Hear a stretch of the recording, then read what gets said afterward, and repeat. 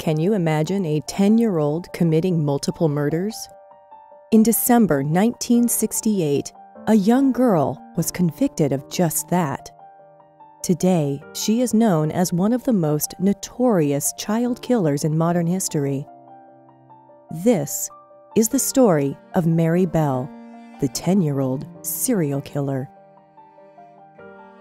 Mary Bell was born on May 26, 1957, to Betty, a 16-year-old girl working as a prostitute.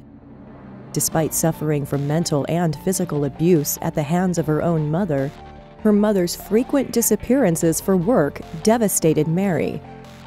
Betty allegedly requested doctors to separate her from her daughter and even attempted to give her away, but this was prevented by her sister.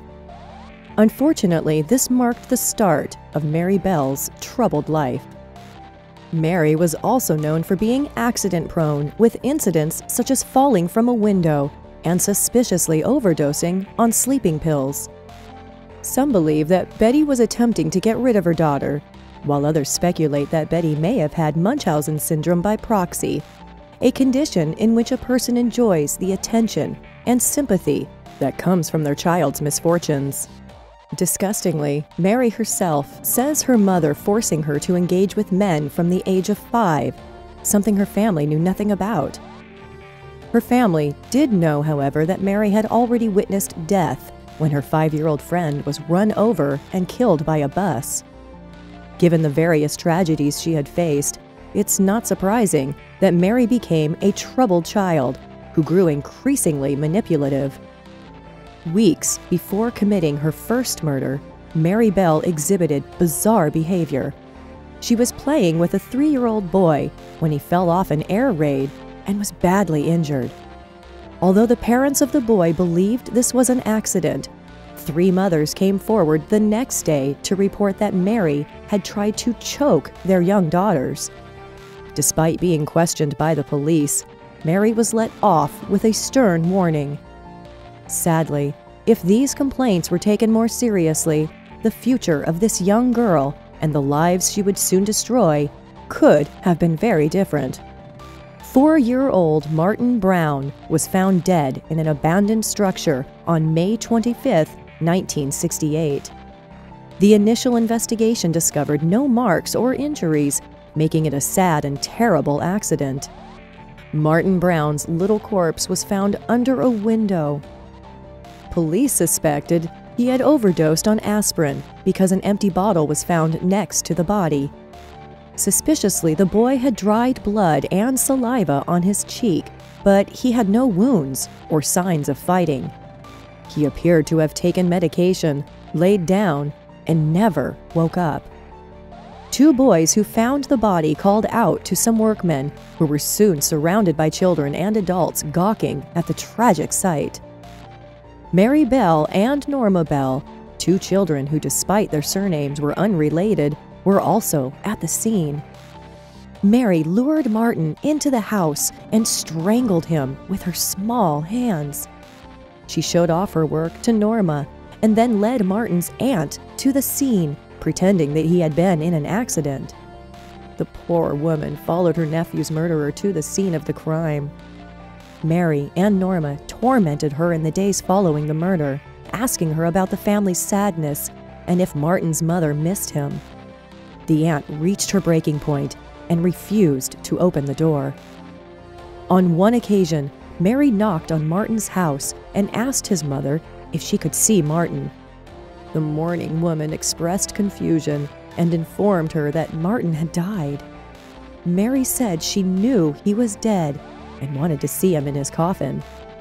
Awful for that poor mother, especially after finding out that it was this little girl who coldly took his life.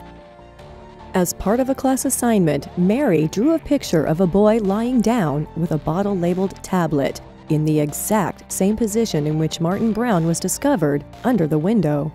The drawing was titled, "There was a boy who had just laid down and died."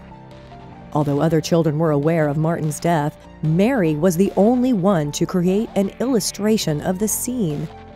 Mary kept bullying other kids and bragging, She told neighborhood children she had killed someone in the house where Martin Brown's body was located, laughing. On Mary's 11th birthday, she attacked Norma's younger sibling. She was so violent that Norma's father had to physically remove her from the house. This pattern of violence was not anything surprising to anyone who knew Mary, as her temper began to spiral out of control after Martin Brown's tiny body was buried. Mary and Norma broke into a nursery to vandalize it. The next day, employees found the girls' destruction and scary messages. 2 confessions were made about the murder of a child, which, if taken seriously by the police, could have saved another child. Mary and Norma Bell then strangled 3-year-old Brian Howe and mutilated his body and private parts with scissors. Their initials were carved on his stomach. Due to their young age and contradictory testimonies, the actual events of that day remain unknown. After the murder of Brian, authorities suspected the nursery letters were confessions to Martin Brown's murder. Police swiftly gathered suspect information. They interviewed Norma and Mary Bell, and they were acting extremely odd. Norma smiled and expressed her excitement to be part of the murder inquiry when questioned. Mary Bell evaded questions, but told the police that she saw Brian play with an 8-year-old who carried a pair of scissors. The information about the scissors was not released to the public. At Brian's funeral, a police detective closely observed Mary Bell's demeanor. He reported that she had a malevolent expression on her face and was rubbing her hands together with excitement. This behavior prompted the police to question Norma once again, and she eventually confessed to everything that had occurred, including Mary's horrific acts against Martin Brown and Brian Howe.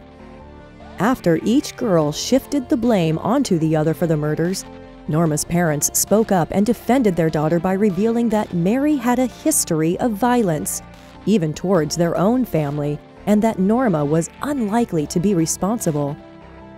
On the 17th of December 1968, Mary was convicted of manslaughter at the age of 11. Norma was acquitted. Mary escaped prison in 1977 and was sentenced to 28 days without privileges. Her mother profited from Mary's conviction by selling articles to the press and blaming herself for her daughter's mental state. Mary was released anonymously at the age of 23 after 12 years in prison. Mary Bell was the first in the UK with a court order permanently protecting her identity. No one knows where Bell is now, but do you think Mary deserves to live the rest of her days as a normal person after a childhood of abuse? Or should there be no forgiveness for a child who killed other children? Let us know what you think in the comments below. If you enjoyed this video, give it a like and subscribe to the channel for more thrilling videos. Thanks for watching. See you next time.